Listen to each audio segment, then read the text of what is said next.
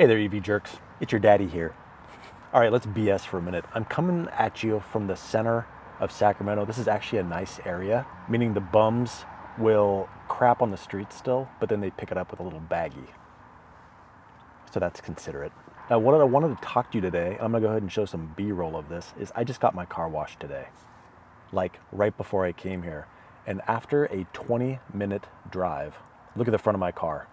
Check it out, bug central. Bugs everywhere. The front of my car is plastered in protein. Now, what does this have to do with my ID4? Now, the other day I was parked next to a Tesla Model Y and I noticed the front of my car is hella flat while the Model Y looks like a motorcycle ramp. It's super sloped in the front. Definitely better aerodynamics. So that got me thinking, does this have something to do with the lack of range on the ID4 when compared to the Model Y? And they both have basically a 77 kilowatt hour pack, though the Model Y might be a little higher. So I looked it up and it looked like Volkswagen was super impressed with their coefficient of drag.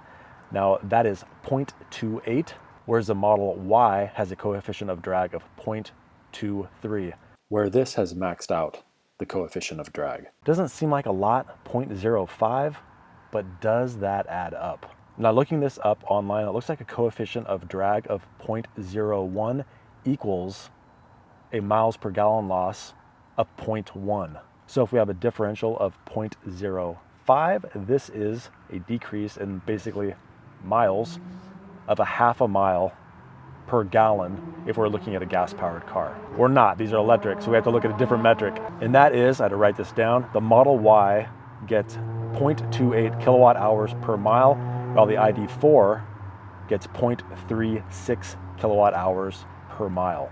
Now what's interesting is Edmunds, on their website, they actually have slightly different metrics that I found matched my own. And that was that the Model Y gets 26.2 kilowatt hours per 100 mile. And I found that Edmunds was dead on, and the ID4 was at 31.0 kilowatt hours per 100 miles. That is spot on what I'm getting on my long-term metrics. So while I hear constantly that the Model Y is much more efficient, and while that's true, does this simply have to do with the aerodynamics, the front hood?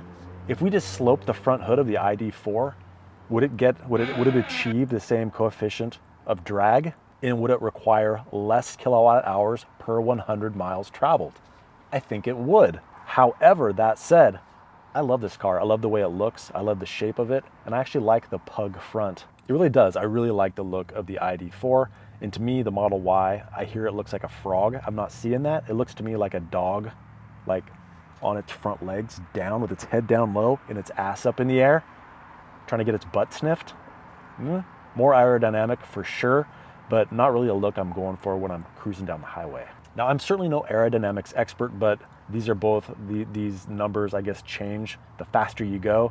But I mean, all things being equal, if you're going 50 miles per hour in each car, you're gonna get the same numbers or similar numbers. So yeah, Model Y, much more efficient, but I think it really just has to do with the actual shape of the car. And they probably have a lot less bugs on the front of their car. Let's turn this over to you, EV jerks. What do you guys think of this? Is efficiency of the vehicle an overall consideration for you in buying an electric vehicle? Or do you go for styling points, kind of like I do? Sure, I'd like a little more range. I think anyone would if you're paying the same price roughly, but you're not paying the same price. Model Y is much more expensive.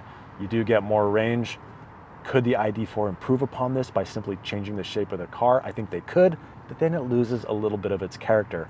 For me, the driving experience around town, I'm just really staying within a 50-mile radius, so I don't need to have a ton of range. And if I do go someplace, 250 miles for me is plenty. Plenty. The charges around here are much closer than that. I'm good. I can go pretty damn far and be totally fine. Really curious what you guys have to say about this, and if you have any suggestions as to how I can prevent bugs from splattering on the front of my car. Thanks for watching. Bye. I don't have an outro, so how about this?